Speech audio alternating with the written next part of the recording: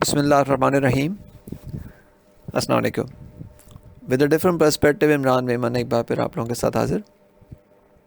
A different perspective एक ऐसा platform है जहाँ पे आपको प्रीमियम सर्विसेज जिसमें आप ट्रेडिंग एडवाइसेस ले रहे होते हैं for both Pakistan stock market and the global markets, as well as आपको ट्रेनिंग कोर्सेज मिल रहे होते हैं जिसमें आप जनरल मार्केट रीडिंग या जनरल मार्केट को किस तरह से देखना चाहिए, मार्केट में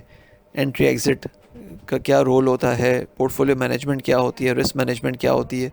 ये सब चीज़ें आप देख रहे होते हैं। साथ में टेक्निकल एनालिसिस भी के भी एक सेट ऑफ कोर्सेज है जिसमें बेसिक से लेके एडवांस तक सारे चीज़ें जो है वो हम कवर कर रहे होते हैं। आज के सेशन को अगर रैप अप करें तो जो हमने 13 सेशंस का एक रिकॉर्ड विनिंग स्ट्रीक देखा बुल्स की तरफ से, उसका आज हमने एक एंड होते हुए देखा and that winning streak broke today. It was the 14th, it could be the 14th session या 14th consecutive session for the bulls to record another victory, but start हमने एक पॉजिटिव देखा और इंडेक्स को 42,389 तक जाते हुए देखा, लेकिन उसके बाद फिर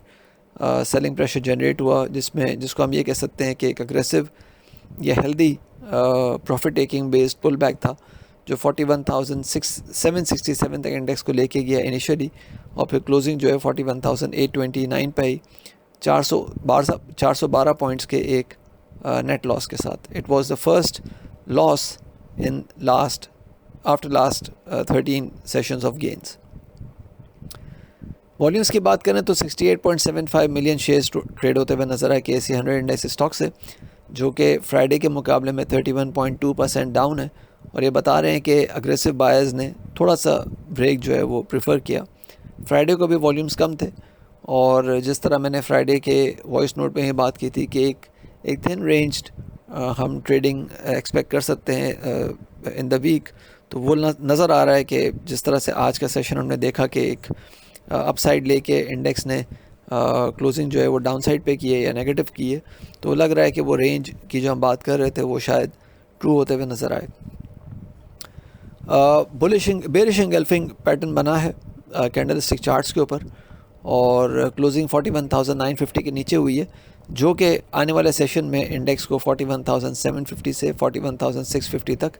लेके जा सकती है, जबकि जो अच्छा सपोर्ट है वो 41,580 से 550 के बीच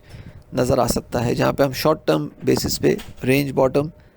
देख सकते हैं। लेकिन अगर 41,550 का लेवल टूटता है, इवन अगर आवरली बेसिस पे भी टूटता है, तो फिर इंडेक्स में 41,450 से 350 तक की जगह बनते हुए नज़र आएगी। याद रहे कि ये 41,400 या 350 की रेंज अगर आने वाले एक या दो सेशंस में ट्रेड होते हुए नज़र आती है, तो that will be a trigger, या हम ये कह सकते हैं कि एक बेरिश हाइपर मूव जो है वो ट्रिगर होते हुए नज़र आएगी। और हाइपर मूव का मैं काफ़ी दफ़ा आप लोगों को एक्सप्लेन कर चुका हूँ कि जब भी एक हाइपर मूव ट्रिगर होती है उसका रिज़ल्ट अपोजिट डायरेक्शन में ही हम देखते हैं। तो पहले मैं बुल्स के लिए बात कर रहा था कि हाइपर मूव ऑलरेडी बुल्स जो है वो 42,200 के ऊपर ट्रिगर कर चुके थे, लेकिन अब अगर 41,350 या 41,400 की रेंज अगर आने वाले दो सेशंस में ट्रिगर होते हुए नज़र आती हो, तो that can result in a hyper move from the bears. तो मैं नहीं समझता कि इंडेक्स के बेयर्स जो हैं वो कल के दिन 41,550 से नीचे इंडेक्स को लेके जा सकें, लेकिन अगर जाते हैं तो फिर वो हाइपर मूव के तौर पे नज़र आएगी। सपोर्ट जो अपसाइड है वो इंडेक्स की अब 42,030 से 42,080 के बीच नज़र आ रही है, जबकि जो अब टॉप हम एक्सपेक्ट कर सकते हैं 42,360 तक का कर सकते हैं। अपना ख्याल रखिएगा, अपनी राय से प्लीज़ ज़रूर आगाह कीजिएगा। थैंक यू, अल्लाह हाफ़िज़।